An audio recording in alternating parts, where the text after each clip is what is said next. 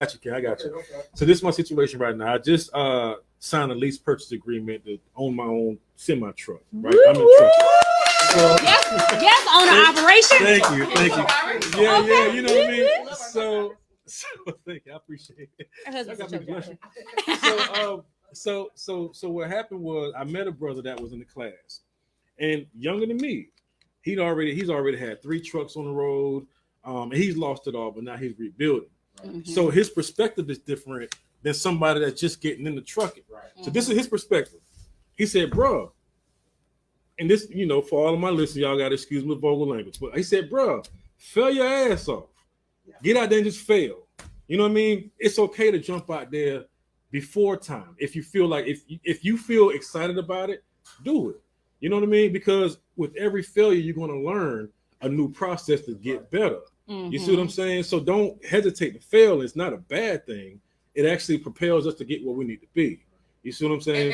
And brother to brother, me and you have our conversation. Yeah. I want to tell you something else too. We got to stop using those words. Yeah. What is fail? Mm-hmm. Yeah. You know what I mean? Like, what is that? Yeah. Those are words that, listen. They're trigger words. Listen. Yeah. They become trigger words. They become trigger words. I'm a chef, and it's my passion. Right. I never work. Mm-hmm. Never. Right? And I'm the most successful I've ever been in my life. Yeah. Mm-hmm. Like I cook for people on a yacht. Dang. I've never been there. Can you get that? Mm-hmm. You know what I mean? So it's like, doing a yacht. It's like, when you get out there, you're not failing. You're learning. You're learning. Mistakes are only learning tools. Mm-hmm. Right? Yeah. Man, they don't taste right. Let me try this. Mm-hmm. Let me try this. Yeah. Let me critique myself. You're getting competition with you. Right? Mm-hmm. So let's let you my brother, man. You're a king. Yeah. You know what I mean. So I had to correct you on that. You don't fail. We don't do that. Right. We don't fail. Yeah. We don't fail. Yeah. We only learn. Yeah. And we kick it better the next time. Yeah. That's it. Oprah said something that I was never an Oprah fan, not because I didn't like her. Mm-hmm. I just, when she was popular in her talk show days, I just never identified with that. It was mainly because I've never been a big TV watcher, especially with daytime talk shows. Yeah, me too. Of the whole stigma that's around it. Mm-hmm. But in my growth journey where I'm at today, as I've been looking for things to grow, Oprah has been coming up in my sphere. Mm-hmm. Right? When you're open to it, it comes. Okay. The biggest thing I learned in the past 2 weeks was something that she said. Failure is there to teach you something. And we have to constantly ask ourselves, what is this here to teach me? What is it that I need to learn? Right. Mm-hmm. And I can't tell you how me starting my own business in the last couple of months, how that has been impactful. Now, this is information that has been out on the web for probably 10, 15, 20 years, if not more. Right. But I'm hearing it at the time where it makes the most sense for me and where it makes the most sense in the space. Right. Mm-hmm. So I shifted my mindset with that because it's something I have things that I write down.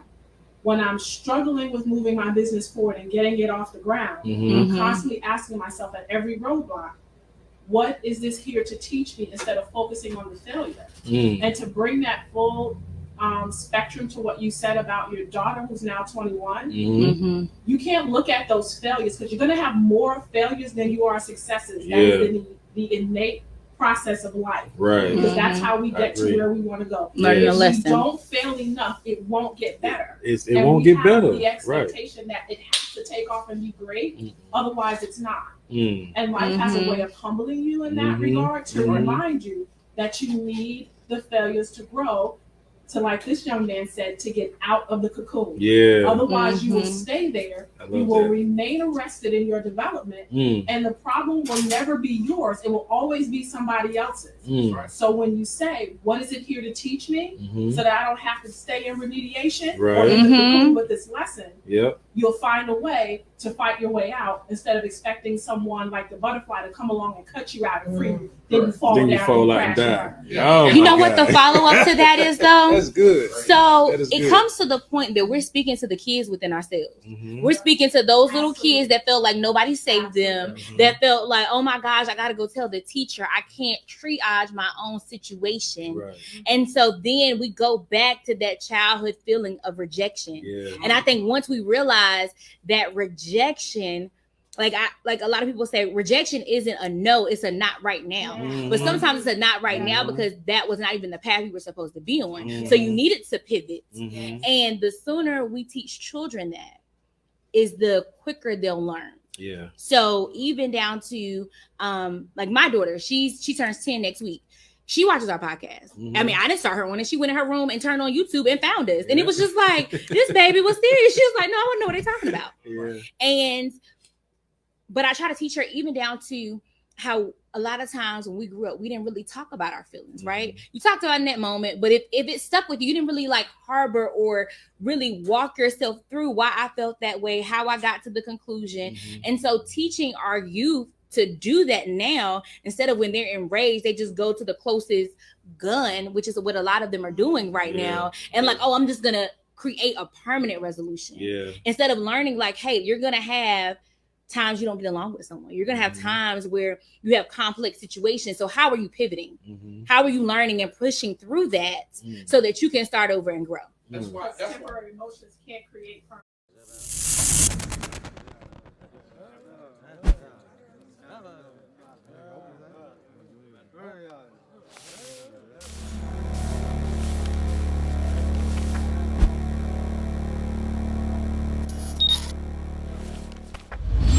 Accepted.